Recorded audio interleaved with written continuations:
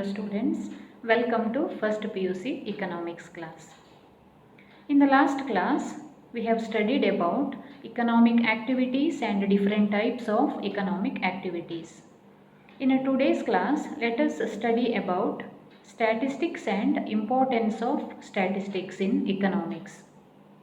Before that, in your question bank you have one question, that is, scarcity is the root of all economic problems. Explain the statement.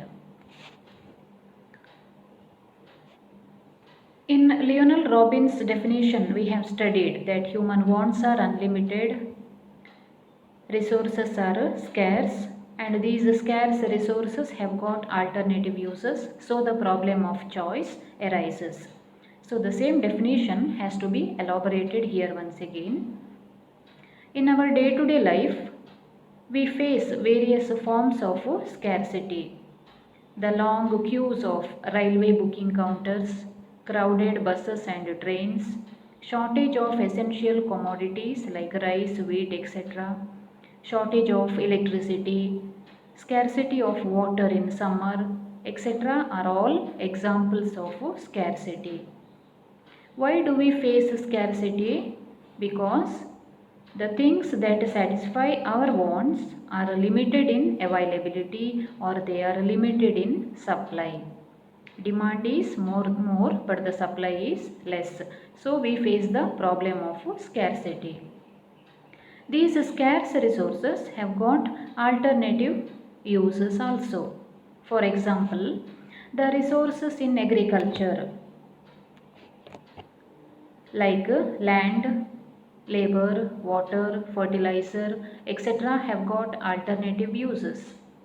These resources can be used in the production of food crops like rice, wheat, etc. or they can be used in the production of non-food crops like rubber, cotton, jute, etc.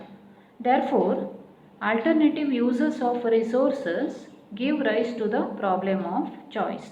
Same resources, but they can be used either in the production of food crops or in the production of cash crops, or they are also called as non-food crops. The choice is left to the farmers. So the resources are scarce and they have got alternative uses, so the problem of choice arises. So we can say that scarcity is the root of all economic problems. Had there been no scarcity, there would have been no economic problem. ಪ್ರೀತಿಯ ವಿದ್ಯಾರ್ಥಿಗಳೇ, ನಾವು Lionel Robbins ಡೆಫಿನಿಷನ್ನಲ್ಲಿ ಕಲ್ತಿದ್ದೇವೆ ಮನುಷ್ಯನ ಬಯಕೆಗಳು ಅಪರಿಮಿತ, ಆನಂತರ ಸಂಪನ್ಮೂಲಗಳು, ಆರ್ಥಿಕತೆಯಲ್ಲಿರುವಂತಹ ಸಂಪನ್ಮೂಲಗಳು ಪರಿಮಿತ, ಹಾಗೂ ಈ ಪರಿಮಿತವಾಗಿರುವಂತಹ ಸಂಪನ್ಮೂಲಗಳಿಗೆ ಪರ್ಯಾಯ ಉಪಯೋಗಗಳಿವೆ, ಹಾಗಾಗಿ ಆಯ್ಕೆಯ ಸಮಸ್ಯೆ ಉದ್ಭವಿಸುತ್ತದೆ ಅಂತ ಹೇಳಿ ಇದನ್ನು ನಾವು ಲಾಸ್ಟ್ ಕ್ಲಾಸಲ್ಲಿ ಕಲ್ತಿದ್ದೇವೆ. ನಿಮಗೆ ಕ್ವಶನ್ ಬ್ಯಾಂಕಲ್ಲಿ ಒಂದು 4 ಮಾರ್ಕ್ಸಿನ ಕ್ವಶನ್ ಇದೆ. ಕೊರತೆಯು ಎಲ್ಲ ಆರ್ಥಿಕ ಸಮಸ್ಯೆಗಳಿಗೆ ಮೂಲ ಕಾರಣವಾಗಿದೆ, ಈ ಹೇಳಿಕೆಯನ್ನು ವಿವರಿಸಿ. ಸೊ ಮೊನ್ನೆ ಹೇಳಿದ ಆ ಪಾಯಿಂಟ್ಸ್ ಎಲ್ಲ ಏನಿದ್ದಾವೆ ಅದನ್ನು ಇನ್ನೊಮ್ಮೆ ನಾವು ಸ್ವಲ್ಪ ವಿವರವಾಗಿ ಅದನ್ನು ಇಲ್ಲಿ ವಿವರಿಸಬೇಕಾಗ್ತದೆ. ಈ ಕ್ವಶನ್ ಬಂದರೆ, ಕೊರತೆಯು ಎಲ್ಲ ಆರ್ಥಿಕ ಸಮಸ್ಯೆಗಳಿಗೆ ಮೂಲ ಕಾರಣವಾಗಿದೆ. ನಾವು ನಮ್ಮ ದೈನಂದಿನ ಜೀವನದಲ್ಲಿ ಹಲವು ರೀತಿಯ ಕೊರತೆಗಳನ್ನು ಎದುರಿಸ್ತೇವೆ ಅಥವಾ ನೋಡ್ತೇವೆ. ಉದಾಹರಣೆಗೆ ಹೇಳೋದಾದರೆ, ರೈಲ್ವೆ ಬುಕ್ಕಿಂಗ್ ಕೌಂಟರ್ಗಳಲ್ಲಿ ಇರುವಂಥ ಉದ್ದ ಸರತಿಯ ಸಾಲು, ಭರ್ತಿಯಾಗಿರುವಂಥ ಬಸ್ಸುಗಳು, ರೈಲುಗಳು, ಅಥವಾ ಅಗತ್ಯ ವಸ್ತುಗಳಾದ ಅಕ್ಕಿ, ಬೇಳೆ, ತರಕಾರಿ ಮುಂತಾದ ವಸ್ತುಗಳ ಕೊರತೆಯನ್ನು ಕಾಣ್ತೇವೆ. ಅಥವಾ ಬೇಸಿಗೆ ಬಂದಾಗ ವಿದ್ಯುತ್ ಶಕ್ತಿಯ ಕೊರತೆಯನ್ನು ಎದುರಿಸ್ತೇವೆ. ಅದೇ ಬೇಸಿಗೆಯಲ್ಲಿ ನೀರಿನ ಕೊರತೆಯನ್ನು ನಾವು ಕಾಣ್ತೇವೆ. ಇದೆಲ್ಲವೂ ಕೂಡ ಕೊರತೆಗೆ ಇರುವಂಥ ಬೇರೆ ಬೇರೆ ಉದಾಹರಣೆಗಳು. ಈ ಕೊರತೆ ಯಾಕೆ ಕಾಣಿಸಿಕೊಳ್ತದೆ ಅಂತ ಹೇಳಿದರೆ, ನಮ್ಮ ಬಯಕೆಗಳನ್ನು ತೃಪ್ತಿಪಡಿಸುವಂಥ ಸಾಧನಗಳು ಅಥವಾ ಈ ಸಂಪನ್ಮೂಲಗಳು ಏನಿದ್ದಾವೆ ಅವುಗಳ ಲಭ್ಯತೆಯು ಮಿತವಾಗಿದೆ, ಅವುಗಳದ್ದು ಶಾರ್ಟೇಜ್ ಇದೆ ಆರ್ಥಿಕತೆಯಲ್ಲಿ, ಅವುಗಳಿಗೆ ಬೇಡಿಕೆ ಹೆಚ್ಚಿದೆ ಆದರೆ ಅವುಗಳ ಪೂರೈಕೆಯು ಕಡಿಮೆಯಾಗಿದೆ, ಹಾಗಾಗಿ ಈ ಸಮಸ್ಯೆ ಬರುವಂಥದ್ದು. ಮತ್ತು ಈ ಸಂಪನ್ಮೂಲಗಳು ಏನಿದ್ದಾವೆ ಅವುಗಳು ಬರೀ ಕೊರತೆಯಿಂದ ಮಾತ್ರ ಕೂಡಿಲ್ಲ, ಅವುಗಳಿಗೆ ಪರ್ಯಾಯ ಉಪಯೋಗಗಳಿವೆ. ಉದಾಹರಣೆಗೆ ಈಗ ಕೃಷಿಯಲ್ಲಿ ಹೇಳೋದಾದರೆ ರೈತರು ಆಹಾರದ ಬೆಳೆಗಳನ್ನು ಕೂಡ ಬೆಳೀತಾರೆ, ಆಹಾರೇತರ ಬೆಳೆಗಳನ್ನು ಕೂಡ ಬೆಳೀತಾರೆ. ಫುಡ್ ಕ್ರಾಪ್ಸ್ ಮತ್ತು ನಾನ್ ಫುಡ್ ಕ್ರಾಪ್ಸ್ ಅಂತ ಕರಿತೇವೆ. ರೈತರಲ್ಲಿ ಅಥವಾ ಕೃಷಿಕರಲ್ಲಿ ಒಂದು ಸ್ವಲ್ಪ ಸಂಪನ್ಮೂಲಗಳಿದ್ದಾವೆ ಅಂತ ಇಮ್ಯಾಜಿನ್ ಮಾಡಿಕೊಳ್ಳಿ. ಸ್ವಲ್ಪ ಭೂಮಿ, ಸ್ವಲ್ಪ ಶ್ರಮ, ನೀರು, ಗೊಬ್ಬರ ಇತ್ಯಾದಿ. ಈ ಸಂಪನ್ಮೂಲಗಳನ್ನು ಬಳಸಿಕೊಂಡು ಅವರು ಆಹಾರ ಬೆಳೆಗಳಾದ ಅಕ್ಕಿ, ಗೋಧಿ ಮುಂತಾದವನ್ನು ಕೂಡ ಬೆಳೆಸ್ಬೋದು. ಇಲ್ಲ ಅದೇ ಸಂಪನ್ಮೂಲಗಳನ್ನು ಬಳಸಿಕೊಂಡು ಅವರು ಆಹಾರೇತರ ಬೆಳೆಗಳಾದ ರಬ್ಬರು, ಹತ್ತಿ, ಸೆಣಬು ಇತ್ಯಾದಿಗಳನ್ನು ಕೂಡ ಬೆಳೆಯಲದನ್ನು ಉಪಯೋಗಿಸ್ಬೋದು. ಹಾಗಾಗಿ ಈ ಮಿತವಾಗಿರುವಂತಹ ಸಂಪನ್ಮೂಲಗಳನ್ನು ಬಳಸಿಕೊಂಡು ಏನನ್ನು ಬೆಳೆಯುವಂಥದ್ದು, ಆಹಾರ ಬೆಳೆಗಳ ಅಥವಾ ಆಹಾರೇತರ ಬೆಳೆಗಳ ಅಂತ ಹೇಳಿ ಯಾರು ಡಿಸೈಡ್ ಮಾಡಬೇಕು, ಯಾರು ಚೂಸ್ ಮಾಡಬೇಕು? ರೈತರು ಇದನ್ನು ಆಯ್ಕೆ ಮಾಡಿ ಕೊಡಬೇಕಾಗ್ತದೆ. ಹಾಗಾಗಿ ಅವರಿಗೆ ಆಯ್ಕೆಯ ಸಮಸ್ಯೆ ಎದುರಾಗ್ತದೆ. ಸಂಪನ್ಮೂಲಗಳು ಬರೀ ಮಿತವಾಗಿಲ್ಲ, ಅವುಗಳಿಗೆ ಪರ್ಯಾಯ ಉಪಯೋಗ ಕೂಡ ಇರುವುದರಿಂದ ಈ ಥರ ಆಯ್ಕೆ ಮಾಡುವಂಥ ಸಮಸ್ಯೆ ಎದುರಾಗ್ತದೆ. ಹಾಗಾಗಿ ಏನು ಹೇಳ್ಬೋದು, ಸಂಪನ್ಮೂಲಗಳ ಕೊರತೆ ಏನಿದೆ ಇದು ಎಲ್ಲ ಆರ್ಥಿಕ ಸಮಸ್ಯೆಗಳಿಗೆ ಮೂಲ ಕಾರಣವಾಗಿದೆ. ಕೊರತೆಯೇ ಇಲ್ಲದಿರ್ತಿದ್ರೆ ನಮಗೆ ಯಾವುದೇ ರೀತಿಯ ಆರ್ಥಿಕ ಸಮಸ್ಯೆಯು ಬರ್ತಾ ಇರಲಿಲ್ಲ. ಸೊ ಇಷ್ಟು ಆನ್ಸರ್ ನೀವು ಈ ಪ್ರಶ್ನೆ ಬಂದರೆ ಬರಿಬೇಕಾಗ್ತದೆ. The next topic is statistics in economics. Statistics is a subject which is available to study for the students of all the three streams, arts, commerce and science. In arts you study statistics in economics. Commerce students also study statistics in economics and they can also study it as an optional subject. Science students can also study statistics as an optional subject. So this subject is available to the students of all the three streams. So what is statistics? When man started counting, comparing and keeping records in a systematic way, the subject statistics seems to have originated. At present, the application of statistics is done in almost all the disciplines of knowledge. The study of economic problems requires one to collect the economic facts in terms of numbers. These economic facts are called data. The term statistics is used in two senses, singular sense and plural sense. According to singular sense, statistics refers to the science of collection, presentation, analysis and interpretation of numerical data. So in a singular sense, statistics refers to the science of collection, collecting data, collecting information regarding any economic problem or any information. Science of collection, presentation, presenting the data. It can be in the form of table, graph or any other forms. Presenting data, analysis and finally interpretation of numerical data. So in the singular sense, statistics refers to the science of collection, presentation, analysis and interpretation of numerical data, data in the form of numbers. In a plural sense, statistics refers to numerical facts systematically collected, that is also called as data. Any numerical facts systematically collected is called as data, so which is nothing but statistics. In the plural sense, statistics and data both will mean the same. Statistics refers to numerical facts systematically collected. Data also means that numerical facts systematically collected. So both the meanings are almost the same.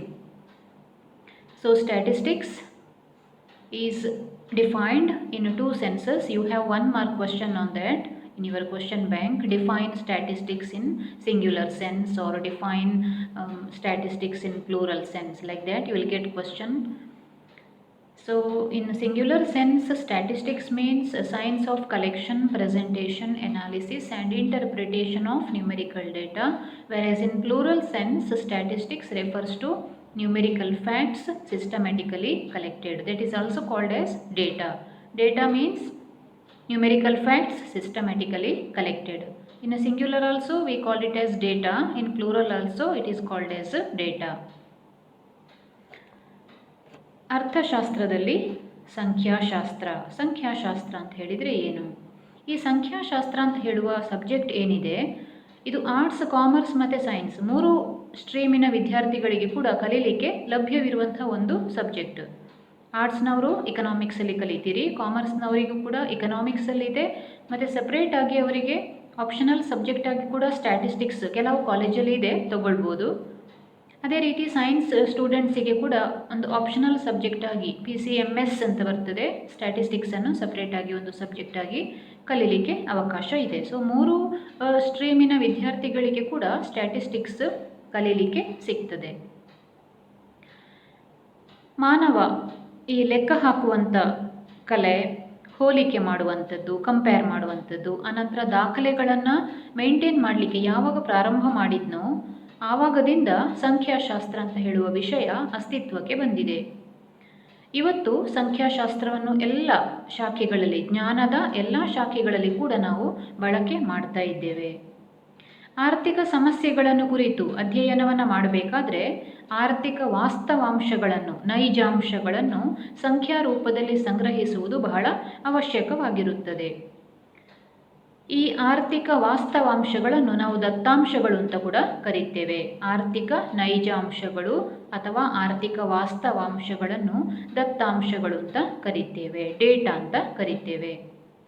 ಸಂಖ್ಯಾಶಾಸ್ತ್ರವನ್ನು ಎರಡು ರೀತಿಯಲ್ಲಿ define ಮಾಡ್ತಾರೆ. ಒಂದು ಏಕವಚನ, ಇನ್ನೊಂದು ಬಹುವಚನದಲ್ಲಿ ಅದರ ಅರ್ಥವನ್ನು ಹೇಳ್ತಾರೆ. ಏಕವಚನದಲ್ಲಿ ಸಂಖ್ಯಾಶಾಸ್ತ್ರ ಎಂದರೆ ಏನು? ಸಂಖ್ಯಾರೂಪದ ದತ್ತಾಂಶಗಳ ಸಂಗ್ರಹಣೆ, ಅಭಿವ್ಯಕ್ತಿ, ವಿಶ್ಲೇಷಣೆ ಮತ್ತು ವ್ಯಾಖ್ಯಾನಿಸುವ ವಿಜ್ಞಾನ. ಯಾವುದೇ ವಿಷಯಕ್ಕೆ ಸಂಬಂಧಪಟ್ಟಂಥ ಅಂಕೆ ಸಂಖ್ಯೆಗಳ ಮಾಹಿತಿಯ ಸಂಗ್ರಹಣೆ, ಅದನ್ನು ದತ್ತಾಂಶ ಅಂತ ಕರೆಯುವುದು. ದತ್ತಾಂಶಗಳ ಸಂಗ್ರಹಣೆ, ಆನಂತರ ಅದನ್ನು ಪ್ರೆಸೆಂಟ್ ಮಾಡೋದು, ಅಭಿವ್ಯಕ್ತಿ ಮಾಡುವಂಥದ್ದು, ವಿಶ್ಲೇಷಿಸುವಂಥದ್ದು, ಹಾಗೂ ಕೊನೆಗೆ ಅದಕ್ಕೊಂದು ವ್ಯಾಖ್ಯಾನವನ್ನು ನೀಡುವಂಥದ್ದು. ಸೊ ಈ 4 ಸ್ಟೆಪ್ಗಳನ್ನು ಒಟ್ಟು ಮಾಡಿ ನಾವು ಸಂಖ್ಯಾಶಾಸ್ತ್ರ ಅಂಥೇಳಿ ಏಕವಚನದಲ್ಲಿ ಕರೀತೇವೆ.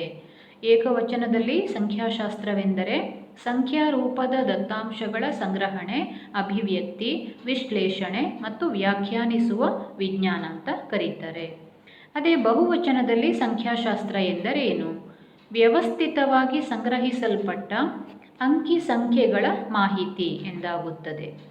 ವ್ಯವಸ್ಥಿತವಾಗಿ, ಸಿಸ್ಟಮ್ಯಾಟಿಕ್ ಆಗಿ ಸಂಗ್ರಹ ಮಾಡಲ್ಪಟ್ಟ ಅಂಕೆ ಸಂಖ್ಯೆಗಳ ಮಾಹಿತಿ, ಅದನ್ನೇ ನಾವು ದತ್ತಾಂಶ ಅಂತ ಹೇಳುವ ಹೆಸರಿಂದ ಕೂಡ ಕರೀತೇವೆ. ದತ್ತಾಂಶ ಎಂದರೇನು ಅಂತ ಬಂದರೂ ಕೂಡ ಅದೇ ಆನ್ಸರ್ ಬರ್ತದೆ. ವ್ಯವಸ್ಥಿತವಾಗಿ ಸಂಗ್ರಹಿಸಲ್ಪಟ್ಟ ಅಂಕೆ ಸಂಖ್ಯೆಗಳ ಮಾಹಿತಿ. ಸಂಖ್ಯಾಶಾಸ್ತ್ರ ಎಂದರೇನು ಅಂತ ಬಹುವಚನದಲ್ಲಿ ಕೇಳಿದರೆ ಅದು ಕೂಡ ಅದೇ ಅರ್ಥವೇ ಬರ್ತದೆ, ವ್ಯವಸ್ಥಿತವಾಗಿ ಸಂಗ್ರಹಿಸಲ್ಪಟ್ಟ ಅಂಕೆ ಸಂಖ್ಯೆಗಳ ಮಾಹಿತಿ. ಸೊ ಹೀಗೆ ಸಂಖ್ಯಾಶಾಸ್ತ್ರದ ಅರ್ಥವನ್ನು ನೀವು ತಿಳ್ಕೊಂಡಿದ್ದೀರಿ. ಏಕವಚನದಲ್ಲಿ ಏನು, ಬಹುವಚನದಲ್ಲಿ ಏನು ಅಂತ ಹೇಳಿ. The next topic is importance of statistics in economics. Why the study of statistics is important in economics. Statistics is useful in various fields of economics. A number of economic policies can be easily understood with the help of statistical tools and techniques. It helps in formulation of economic plans and policies. When you do post-graduation in economics, you have separate branches in economics like statistical economics, mathematical economics and econometrics. Today, we cannot imagine explaining any economic theory or any economic problem without the help of statistics. The importance of statistics in economics can be understood with the help of these points. First one, statistics present economic facts in a precise and definite form. Economic facts or realities or economic problems can be explained in a precise, clear and definite form with the help of statistics. Second, statistics condense mass data into a few numerical measures. Large data or mass data can be condensed and we can make it brief and can be explained with the help of a few numerical measures with the help of statistics. Third one, statistics helps in finding relationships between different economic factors. Relationship between different economic factors or economic variables can be easily understood with the help of statistical tools. Fourth one, statistics helps in prediction or forecasting of economic variables. Predicting or forecasting of economic variables becomes easy with the help of statistics. We can predict future behavior of economic variables or nature of economic variables in future can be predicted today with the help of statistical tools and techniques. Number 5, statistical tools are useful to understand various economic problems easily. Various economic problems like the burning problems, poverty, population explosion, unemployment, all these economic problems can be easily understood only with the help of statistical tools. Finally, statistics supports for formulation of economic plans and policies. Economic plans and policies, maybe of the central government or of the state government, can be understood, or policies can be framed only with the help of statistical tools and techniques. So in this way, today statistics has become a part and parcel of economics. We cannot formulate any economic policies or programs without the help of statistics. So the study of statistics is very important in economics. ಅರ್ಥಶಾಸ್ತ್ರದಲ್ಲಿ ಸಂಖ್ಯಾಶಾಸ್ತ್ರದ ಪ್ರಾಮುಖ್ಯತೆ ಏನು? ನಾವು ಯಾಕೆ ಸಂಖ್ಯಾಶಾಸ್ತ್ರವನ್ನು ಅರ್ಥಶಾಸ್ತ್ರದಲ್ಲಿ ಬಳಸಿಕೊಳ್ತಾ ಇದ್ದೇವೆ? ಅರ್ಥಶಾಸ್ತ್ರದ ವಿವಿಧ ಕ್ಷೇತ್ರಗಳಲ್ಲಿ ಸಂಖ್ಯಾಶಾಸ್ತ್ರ ಬಹಳ ಉಪಯೋಗಕಾರಿಯಾಗಿದೆ. ಸಂಖ್ಯಾಶಾಸ್ತ್ರದ ಸಾಧನಗಳನ್ನು ಬಳಸಿಕೊಂಡು ನಾವು ಅರ್ಥಶಾಸ್ತ್ರದಲ್ಲಿ ಬರುವಂಥ ಅನೇಕ ಸಮಸ್ಯೆಗಳನ್ನು ಸುಲಭವಾಗಿ ಅರ್ಥ ಮಾಡಿಕೊಳ್ಳಲು ಅದು ನೆರವಾಗ್ತದೆ. ಆರ್ಥಿಕ ನೀತಿಗಳು ಅಥವಾ ಆರ್ಥಿಕ ಯೋಜನೆಗಳನ್ನು ರೂಪಿಸಬೇಕಾದ್ರೆ ನಮಗೆ ಸಂಖ್ಯಾಶಾಸ್ತ್ರ ಬಹಳ ಆಗಿದೆ. ನೀವು post graduation master of economics ಮಾಡುವಾಗ ನಿಮಗೆ ಅಲ್ಲಿ ಸಪ್ರೇಟ್ ಬ್ರ್ಯಾಂಚಸ್ಸೇ ಇದೆ. ಎಕನಾಮಿಕ್ಸ್ ತಗೊಂಡ್ರೂ ಕೂಡ ಅದರಲ್ಲಿ ನಿಮಗೆ ಸ್ಟ್ಯಾಟಿಸ್ಟಿಕಲ್ ಎಕನಾಮಿಕ್ಸ್ ಅಂತ ಇದೆ, ಮ್ಯಾಥಮೆಟಿಕಲ್ ಎಕನಾಮಿಕ್ಸ್, ಎಕನಾಮ್ಯಾಟ್ರಿಕ್ಸ್ ಅಂತ ಹೇಳಿ ಬೇರೆ ಬೇರೆ ಬ್ರ್ಯಾಂಚಸ್ ಬರ್ತದೆ. ಕಂಪಲ್ಸರಿಯಾಗಿ ನೀವು ಅದನ್ನು ಕಲೀಲೇಬೇಕು. ಅದು ಆಪ್ಷನಲ್ ಅಲ್ಲ, ಕಂಪಲ್ಸರಿಯಾಗಿ ನೀವು ತಗೊಳ್ಬೇಕು. ಸ್ಟ್ಯಾಟಿಸ್ಟಿಕಲ್ ಎಕನಾಮಿಕ್ಸ್ ಕಲಿಬೇಕು, ಮ್ಯಾಥಮೆಟಿಕಲ್ ಎಕನಾಮಿಕ್ಸ್ ಕಲಿಬೇಕು. ಇವತ್ತು ಯಾವುದೇ ಆರ್ಥಿಕ ನೀತಿಯನ್ನು ಯೋಜನೆಯನ್ನು ರೂಪಿಸಬೇಕಾದ್ರೆ ನಮಗೆ ಸಂಖ್ಯಾಶಾಸ್ತ್ರದ ಬೇರೆ ಬೇರೆ ಸಾಧನಗಳು, ಟೂಲ್ಸ್ ಮತ್ತು ಅದರ ಕೆಲವು ಟೆಕ್ನಿಕ್ಸ್ಗಳನ್ನು ನಾವು ಬಳಸಿಕೊಳ್ಳೇಬೇಕಾಗ್ತದೆ. ಹಾಗಾಗಿ ಸಂಖ್ಯಾಶಾಸ್ತ್ರ ಅಂತ ಹೇಳುವ ಸಪ್ರೇಟ್ ಒಂದು ಇದನ್ನು ನಿಮಗೆ ಆರ್ಟ್ಸ್ನವರಿಗೆ ಕೂಡ ಇಟ್ಟಿರುವಂಥದ್ದು. ಇಕನಾಮಿಕ್ಸಲ್ಲಿ ಮೊದಲು ಸಂಖ್ಯಾಶಾಸ್ತ್ರ ಅಷ್ಟು ಇರಲಿಲ್ಲ, ಬಟ್ ಈಗ ಅದರ ಬಳಕೆ ಹೆಚ್ಚಾಗ್ತಾ ಇದೆ.